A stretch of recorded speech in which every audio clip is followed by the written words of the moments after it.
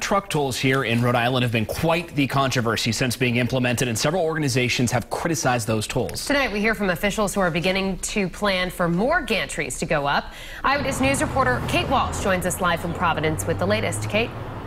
Well, Stephen Shannon, I spoke with RIDOT Director Peter Alviti today, who said in the past month, since those toll gantries started working here in Rhode Island, everything has gone smoothly. But there has been some critiques over this program, and today actually starts the month-long public comment period for the rollout of the next 10 gantries. So we found out how you can make your voice heard. It's been 1 month since Rhode Island first started tolling tractor-trailer trucks at 2 sets of gantries on I-95 in South County. July 12th also begins the 30-day public comment period on the environmental assessment of the next 10 of 12 remaining gantries to be put up on the roads. You can comment directly to RIDOT or attend one of 3 meetings they'll host in Warwick, Providence, and Pawtucket. That gives a geographic spread to where these various gantries are going to be, for people to go and in person speak to a hearing officer. After public comment, RIDOT will submit their answers to the Federal Highway Administration, and after approval, will finalize plans to begin construction. Between the fall and the end of 2019, we'll build out another 10 or so.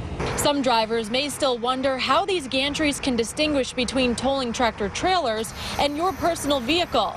Director Alviti explained it's a combination of technology, including radar units and missile guidance technology, that makes a 3D image of each vehicle. And that three-dimensional digital model of it is compared to a database of tollable vehicles. Plus, he said a majority of the trucks use easy passes that distinguish their type of vehicle. New at 6 o'clock tonight, I asked Director Alviti if he's finding trucks are diverting around the tolls so they don't have to pay the new toll. You'll hear his answer and how much he projects the state made in revenue this past month. Live in Providence, I'm Kate Walsh, Eyewitness News. Tonight, RIDOT says it's starting the process of installing the next round of gantries in its controversial truck toll program. Before the next gantries go up, we wanted to know how much the ones that are already in operation have collected and whether truckers are getting off the highway to avoid them. Eyewitness News reporter Kate Walsh went to find out. She continues our in-depth coverage now live from the mobile newsroom. Kate? Well, Shannon, RIDOT said even today they had crews out gathering data as they finalized the numbers for the first month of the state tolling tractor-trailer trucks passing on I-95. But we looked into it further, asking RIDOT Director Peter Alviti if reality met expectations.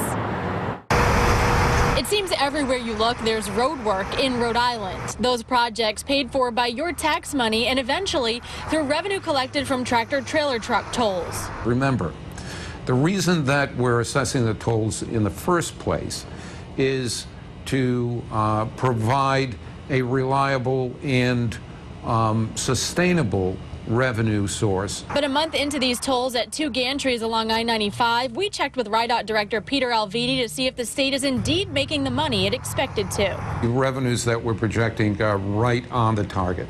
Director Alviti said final numbers will be released next week, but through data he's reviewed, the number of tollable trucks passing through the gantries matched their projections, meaning the target monthly revenue, adding up to $7.5 million a year, has been reached. That also means trucks are not finding alternate ways around the gantries to avoid payment. We expected there to be some diversion, but we're not getting as much or any of the diversion that we expected.